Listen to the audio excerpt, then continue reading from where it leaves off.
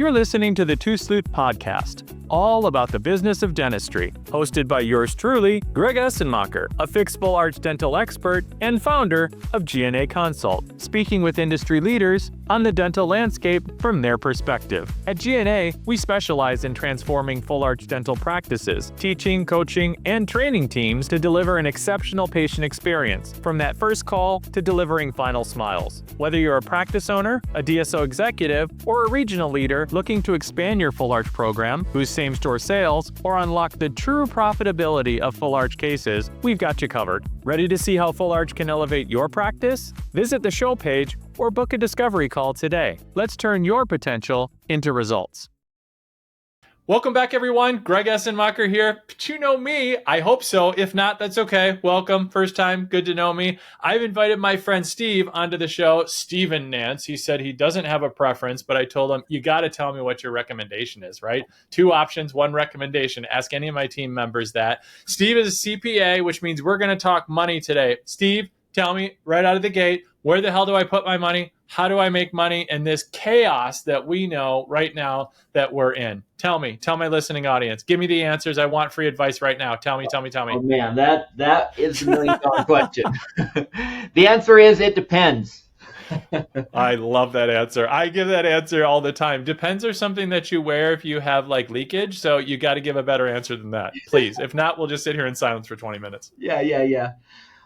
Well, so my role is more of the tax strategy side of things, and I know I was just giving you crap, right? My whole listening audience was like leaning in with their pen and paper. I'm just kidding. Go ahead. But I mean, just to tangent on that, yeah. I'm putting money into the market, into my 401k at least, and I think it's a great time. I don't know what the current temporary outlook is going to look like. I think there's going to be uncertainty at least the rest of this year, but long term, I'm optimistic. Yeah, and I would hope that, people, necessarily that are listening here, my regular listening audience, whether they're clinicians, they're in clinical, they're working in dental practices. A big chunk of my listening audience are manufacturing or work for industry partners. And a number are also entrepreneurs like yourself, independent business owners. Really, we have like 3 different pools of listeners, aren't day traders, right? That are trying to catch the market on an upswing or downswing, unless they like to, gamble with like $20 in their pocket, right? Like people like to go to Vegas. And it's more for that long-term strategy of invest, diversify once you have a portfolio that's large enough, and the tax strategies that you talk about. And I knew that. I was just playing a little bit about, tell me where to put my money type of situation. So tell me a little bit about, how you're engaging with clients. Like, what is your ideal client, or what type of clients are you working with on tax strategies, just to broaden it out a little bit, and then we'll narrow down a little bit more on what you do and how you can possibly help individuals on my listening audience. Yeah, great. So we work with small business and dental clients. We focus on the dental industry. We do have some non-dental small business clients that we work with as well. Most of our dental clients are privately owned, non-DSO affiliated, although we have some DSO affiliate clients that we work with as well. Most of our clients are in the probably 1 to 2 million annual collections range. Although I'll say the ones that are on the higher end of that, 2 million and above, there's usually more we can do for them because they're in a tax problem typically, and so we strategize, and there's a lot of advanced tax planning tools that we have access to and connections to that we can facilitate and really save them a lot of money. Gotcha. So paint me a little bit of a picture, because when you're talking 1 to 2 million, most independent practices at G&A Consult that we work with are doing full arch as a part of, right, as an auxiliary service to their general dentistry side of the practice. And so typically they're above that 2 million, or at least like minimally doing about 2 million. They're upwards of like $3 million in the general dentistry side, adding full arch, adding auxiliary services, like our friend, Dr. Rad, the sleep doctor, adding that clear aligner therapy. So they're doing a lot of those things. So paint a picture a little bit about that ideal client, or at least the avatar of what you're doing, helping mostly that 1 to 2 million a year annual collections client. What does that look like? Just so our listening audience can identify and be able to be helped by what you're talking about. Yeah, well, like I said, the ones that are more than 2 millions, those are the higher end. There's more that we can do, and part of it is that type of client is a little bit more sophisticated, and they're kind of used to the game of taxes for one, and they kind of know. Sophisticated. That's a friendly way of saying complicated, because we work on their P&L side and peeling off the full arch so they see their profitability. But go ahead. I love that, though. Yeah. You're definitely talking like that CPA. That CPA just came out. For all my listening audience, we're going to ring a bell. Every time he uses a word that a CPA would use, we're going to ring a bell. That's one. Go ahead. I like it. Yeah. Bring out the CPA, the non-CPA in me too. Sure. But so for those clients that are on that higher end, and most of those are where we have crossover. I think is so. One of the things you mentioned, your full arch support. Mm-hmm. One of the things that clients always want to ask when we meet for tax planning is, what equipment can I buy right at the end of the year to maximize my tax strategy? And look, if you need equipment for your practice and you're going to get a tax benefit, I'm going to support Section you. 179. We love that. Yes, Section 179, or if bonus comes back to 100%, we're waiting on the sidelines to see if that happens. But if you don't need that equipment, or if it's not going to add the value to your practice, don't spend $1 to save 37 cents or 40 cents. Do what works for your practice. Don't let the tax tail wag the dog. Now, I love what you're doing with full arch support, because it is an investment. It's a monetary investment, a financial investment, but it's also a tax benefit. I would much rather people invest in, and you didn't tell me to say this, but I would much rather have people invest in what you're doing for full arch support that's going to add value to their practice. It's going to give a big tax deduction, just like Section 179 would with equipment, but also the support that you give to your clients adds value long term, so that next year you're in another tax problem because your income has gone up. And that's really where you get a value from your tax benefits, not just to spend money to reduce what you're paying over to Uncle Sam, but invest in yourself and get a tax deduction. So I really encourage things like that. Well, and I think that you point out something that's pretty savvy, because we do this at G&A Consult as well with all of our clients, is we look at the both and. Right. So certainly let's go ahead and increase the amount of full arch cases that they convert, from the lead calls that are converting into consultations that show up, from the consultations that they convert into arch starts, right? That the big money prize, the $20,000, $30,000, $50,000 cases. So let's increase the revenue. Right. Mm-hmm. And you do that with your clients, Steve. We've talked about this before, right? Increasing revenue is a great thing. But the other side that you talked about, right? Reducing the tax burden, reducing expenses, you do that. And everybody loves talking about EBITDA, right? But if you do that, for every dollar you save, for every reduction on that side, it goes 5 times towards your EBITDA. If that's what you end up or intend to do, is eventually get to a sale. And even if not, right? Reducing costs and increasing revenue, it sounds so simple. But if you're not doing a both and strategy, then you're really missing the mark. And what I talk about, like, especially in full arch, because it's a big ticket item, because it's a big money game, and people are moving into your backyard if you're doing really well, or if you're struggling, it's because its competition is really high. And the whack-a-mole strategy, which is I hire somebody to help with the coaching, and I hire somebody to help with the marketing, and then I hire somebody else to help with fill in the blank. It's the whack-a-mole and not the 360. And so that's what I'm hearing from you, what you just said, right? Just in the Section 179 alone, it's a both and, because you're talking about savings on one side and then adding to the revenue for the next year. Then you better have some good tax planning. Is that what I'm hearing? Yep, absolutely. Yep. Yeah. And so tell me a little bit about when you first start working with clients, or even in the pre-working with clients phase, that discovery phase with your clients. What does that look like that you're finding most commonly with them? I don't want to say mistakes. I want to talk about learning opportunities, right? Because mistakes are things we don't learn from. So what are some of the learning opportunities you see fairly across the board with clients that you're starting to uncover and discover with them in order to help them to get into a better tax position? Yeah, probably the biggest thing I'm hearing as I'm having discovery meetings with prospect clients is that their CPA isn't proactive. Now, there are plenty of proactive CPAs out there. I'm not going to claim I'm the only one, but there are a lot out there that are just reporting the numbers from last year. They're keeping them compliant, which is good. But if all I'm doing is reporting numbers from last year and saying, here's your tax return, see you next year, there's really no value in that, other than just checking the compliance checkbox, which it's important. You got to be compliant, but there's so much when taxes are 37% federal.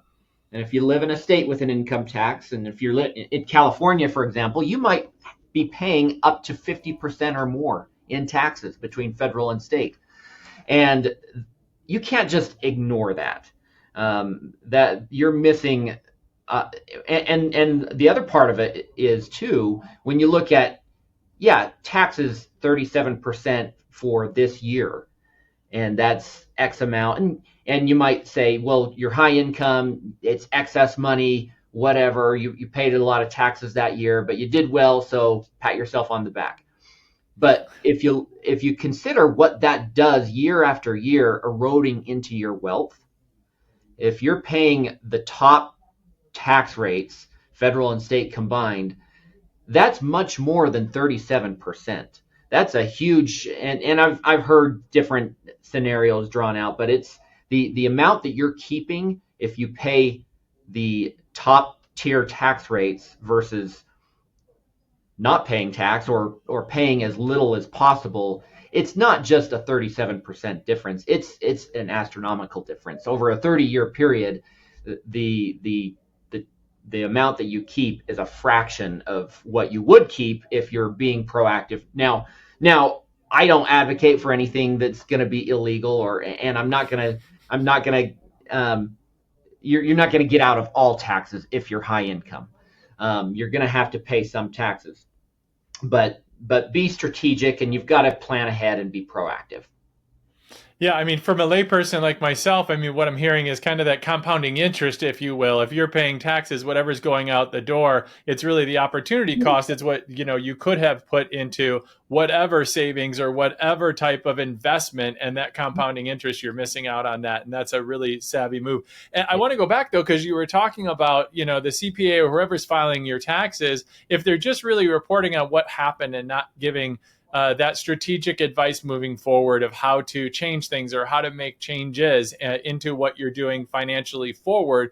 It sounds to me, because I heard this from somebody who was a guest a while ago, talking about the difference between a bookkeeper, a controller, and a CPA, right? And somebody or a CFO, a CPA, really the difference between them, right? A bookkeeper is really just 100% reporting on historical, right? And that's really what you're describing. If you have a CPA who's filing your taxes, who's just reporting on historical, they're really just a bookkeeper. They're really just telling you what happened. And then a controller is kind of like a mix in between. And somebody who's a CFO, or who really should be working in that capacity, should be doing just a little bit of historical, but really should be forward thinking and giving strategic advice on how to do next, how to be able to best prepare you forward in the risk averse or risk, what's the opposite of risk averse? Risky nature, I guess. Forgive me for not having the words. You probably have them, but then your CPA is going to come out and ring the bell on you.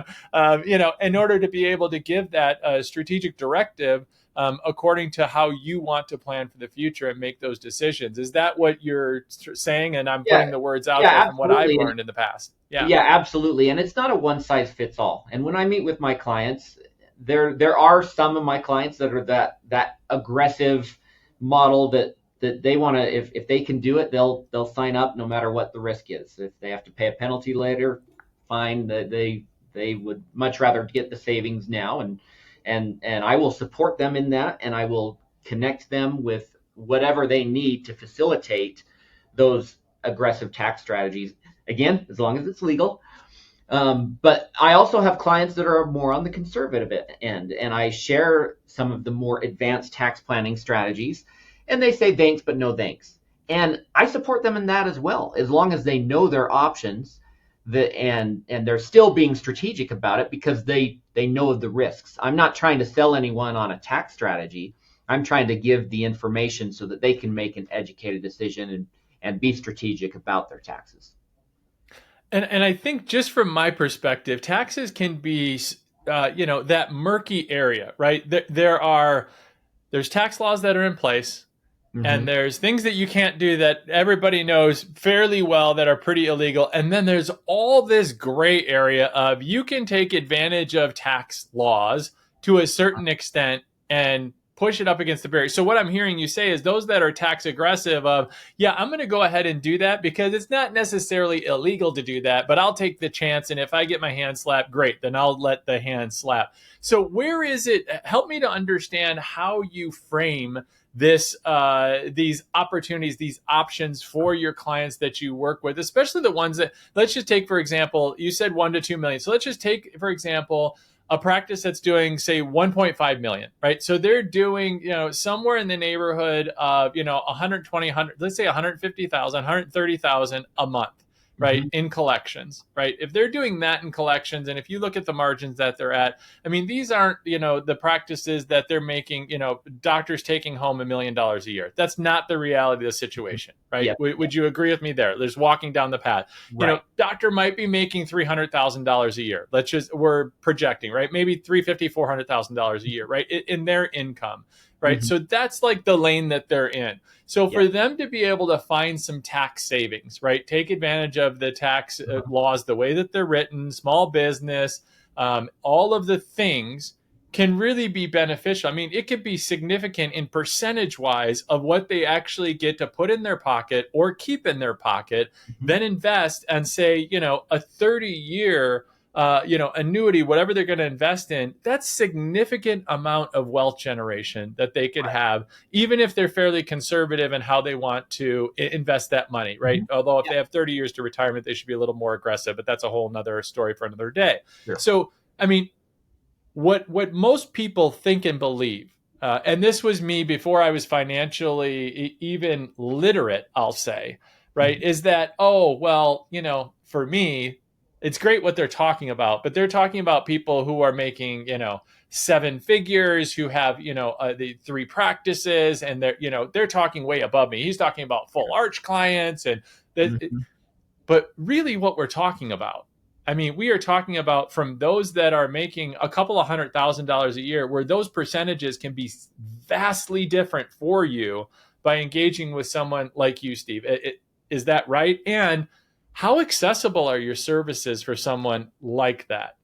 Yeah, well, that's kind of our avatar client. That's most of our clients are in that range, very accessible, and I'll say that again, if they're more on the higher end, there's more benefit that they can get from some of these strategies. But when you're getting into that income range that you're describing, you're getting into that range where you start paying some serious taxes. When you're making 4.5 or 4 to 5 million, or 4 to 500,000 on paper at least, that is your income, and on paper is a whole different tangent I can go on too. That's just a huge difference between, especially someone coming out of dental school and they're not there, or they have been an associate for a couple of years. Now they own a practice, and now it's serious, and they've got to make quarterly estimated taxes, and the amount that they pay can be staggering, and shocking if it's not something that they're used to. And like you said, if they start investing in a 401k, being strategic about either equipment or full arch support, or looking at some other tax advantage investments now, like oil investment, for example. I'm just throwing out some examples, but if they start doing some of these things now and continue that, that's going to do a lot in the overall wealth creation that they're doing and meeting their goals. Yeah, I mean, I couldn't agree more. As you start to go from early stages of career and get into those upper tax brackets, and it can be pretty shocking as you start to see more of it being kept unless you get more and more savvy for sure. So, what would you say is maybe one of the things to measure for your dentist, your dental clients, to really pay attention to on financial statements, to really hone in on one metric or a couple of metrics to really think Yeah. about or hone in on, because they're busy, right? They're busy with clinical Yeah. excellence, and especially the one that you mentioned, right? I'm going to go to that particular avatar you mentioned of been an associate for a while, burdened with all this debt. Now they have a practice of their own. The first couple of years, now they're really starting to pay these quarterly tax statements that feel really big, I'm sure, because the dynamics have started to change and they're starting to be more successful in that arena. So maybe just hit with a few and talk to Yeah. that particular listener at this time. Yeah, well, you hit the nail on the head when you said you've got to look at both ends, the revenue and the expense side of things. A lot of times people get focused, if they're looking at a P&L, they're mostly looking at expenses because there's one line for revenue. And then there's all these other lines for all your expenses. And so where am I not being profitable? And so they're looking at these expenses and things that are common to look at: hygiene wages versus staff wages. Hygiene, we're seeing around 9% or so, staff around 21, 30% total between non-doctor payroll. And those have been harder to hit post-COVID. Obviously, that's been a struggle, but that's still, we're still seeing practices hit those numbers or beat those numbers. And supplies and lab or other things to look at. But if you're focusing too much on the expense side, it's easy to miss the mark. When your top line is really what brings it all in, and how much you're bringing in from production versus collections, and are your marketing dollars being spent wisely? Your marketing typically is about 3% of collections. If it's below that, it can be misleading to think you're doing really well, but maybe you're not spending enough on marketing so that you can maximize your production and your collections. And then if there's a big gap between production and collection, what's the reason for that gap? Is it insurance? Most likely. And what and if you're a fee for service practice, great. You don't have that problem. Not everyone can be a fee for service practice. Otherwise, dental insurance wouldn't exist because everyone would jump at the opportunity to get out. But looking at your insurance contracts and making sure that they're being negotiated and optimized every couple of years or so. Don't just stay on the same fee schedule that they give you, because they're not going to give you what's best for you. And looking at that, so definitely keep a close eye on top line revenue. But the downside of focusing too much on top line revenue is your expenses can get out of hand. And if you're doing really well, bringing a lot of money in, that's especially when your expenses can get out of hand if you're not paying close enough attention. And especially when you don't need to, when you're making enough money that you're not watching your expenses close enough. So you really do need to look at both. EBITDA, like you mentioned, is a hot item that people want to see. That's just your net income, but you add back certain expenses, your depreciation, your interest expense, amortization, taxes, if you have taxes ran through the business. But then the other thing, and this doesn't show up at all on a P&L, is your cash flow. And people sometimes can get that confused. Even a P&L ran on a cash basis is not the same as your cash flow. And it's not uncommon at all for a dental practice to show positive net income but negative cash flow. And or usually the cash flow is less than the net income. And the reasons for that is when you take distributions to pay yourself, that's decreasing the cash flow for the practice. And not that you shouldn't pay yourself, but you need to have eyes on that. And then the other part of it is when you pay down debt, that's not on the P&L. And so coming back to what I said earlier, the difference between income on paper and actual is going to be different for these reasons as well, because debt is always paid down with after-tax money. So understand the difference between your P&L, your cash flow. We have a one-page summary that kind of summarizes those key points that we send to our clients. That's not necessarily even enough to really dive into what are the issues and what are you really need to focus on, but at least it pinpoints some highlights that you should be looking at, and then you can dive deeper from there. Yeah, and you point out some really savvy things, right? It's not just the P&L, right? It's not only cash flow, which I think is critically important as well, but it's your balance sheet. It's understanding the interrelated pieces, those three pieces, and not just for dental practices, for entrepreneurs as well, and for everybody who's listening in your own personal finances. Right? If not understanding that in your own personal finances, you're really behind the eight ball, because and people do it all the time. You balance your checkbook, right? So, and the P&L is really a budget, which you should have a budget. You should listen, everybody listening, you should have a budget, right? And most do, right? That's the one thing. So financial literacy is not something that I was taught growing up. And so I got myself into a bad financial situation and had to climb my way out of it and become financially literate.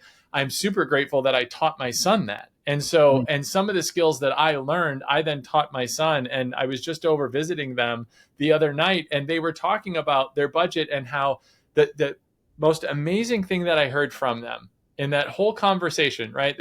They're giving me a grandbaby right in July. I can't wait. Baby Theo's coming in July. Congratulations. But the most amazing thing that thank you. The most amazing thing they talked about was they still have a budget that they got on a budget before they went to go buy their house, which was a couple of years ago now.